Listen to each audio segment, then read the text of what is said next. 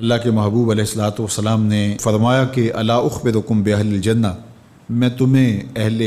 جنت کے بارے میں خبر نہ دوں؟ تو پھر ارشاد فرمایا الضعفاء المظلومون، جو مسلمان کمزور ہیں، ظلم و ستم سہتے ہیں، تو آقا کریم نے فرمایا کہ وہ اہل جنت ہیں، چونکہ بہت سارے گناہ کا کفارہ ان پر ہونے والے ظلم بن جاتے ہیں۔ اہل ایمان کو دنیا میں جو تکلیفیں پہنچتی ہیں تو ان تکلیفوں کے بدلے میں ان کو اجر دیا جاتا ہے، حتیٰ کہ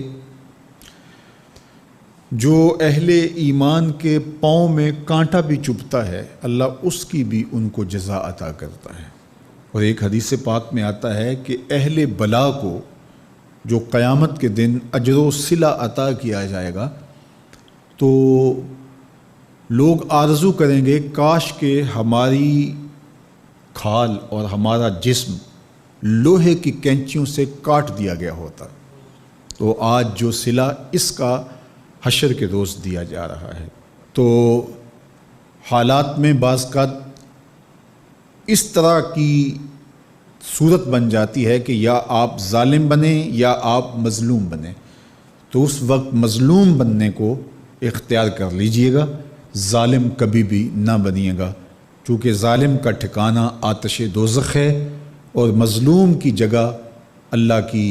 جنت ہے۔ پھر فرمایا الا اخبرکم بخیارکم،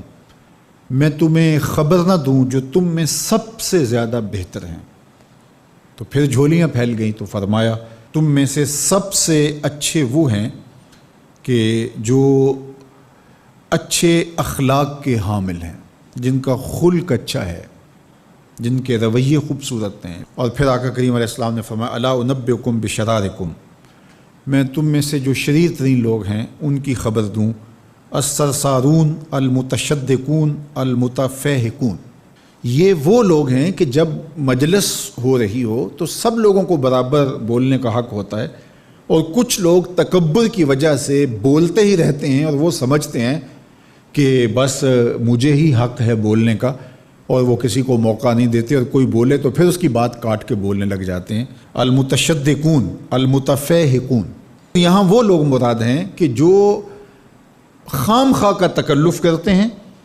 اور زبان کو بل دے دے کے اور منہ بگاڑ بگاڑ کے مشکل لفظ بول کے اصطلاحات بول کے لوگوں پر اپنے علم کا رعب جمانے کے لیے کہ میں بڑا بلیغ ہوں اور بڑا فصیح ہوں، اور اسی طرح کچھ لوگوں کو یہ بڑا ہوتا ہے کہ وہ فرنگی زبانیں جانتے ہیں، تو وہ عام دیہاتی لوگوں کے ساتھ بھی گفتگو کریں تو وہ مشکل سے مشکل الفاظ بولتے ہیں، جبکہ وہ بیچارے تو سادی زبان سمجھنے سے بھی قاصر ہوتے ہیں۔ تو یہ کوئی دانش مندی نہیں ہوتی کہ آپ جو ہے وہ بھاری بھرکم الفاظ بول کر کسی کے اوپر جو ہے وہ رعب جما رہے ہوں، تو یہ بات نہیں ہوتی۔ جب بات کریں آپ تو جس طرح کے لوگ ہوں اس طرح کی بات کی جائے اور اس طرح کی مثالیں ان کو دی جائیں۔ قرآن مجید میں اللہ تعالیٰ نے فرمایا کہ وہ اس بات پہ شرم نہیں اللہ کرتا کہ وہ تمہیں مچھر کی مثال دے، مچھر کی مثال دے کر کہ اگر تمہاری بات سمجھ میں آتی ہے، اور مکڑی کے جالے کی مثال دے کہ اگر تمہاری بات سمجھ میں آتی ہے تو اچھی بات ہے۔ دیکھو چھوٹا بچہ ہو دودھ پیتا ہو تو اس کو یخنی تو نہیں پلائی جاتی، اس کا معدہ خراب کرنا ہے، وہ برداشت نہیں کر سکتا، اس کو وہ دیا جائے جو وہ برداشت کر سکتا ہے۔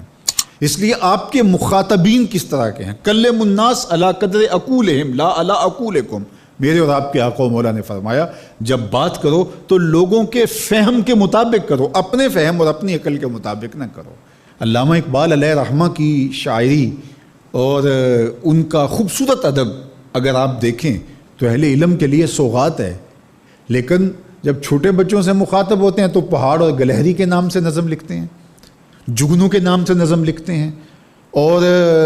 بکری کے نام سے نظم لکھتے ہیں، تو یہ ان کے مزاج کے مطابق بات ہوتی ہے۔ تو یہ حسن ہوتا ہے، اصل فصاحت ہے ہی ہے کہ کس سے کس طرح بات کرنی۔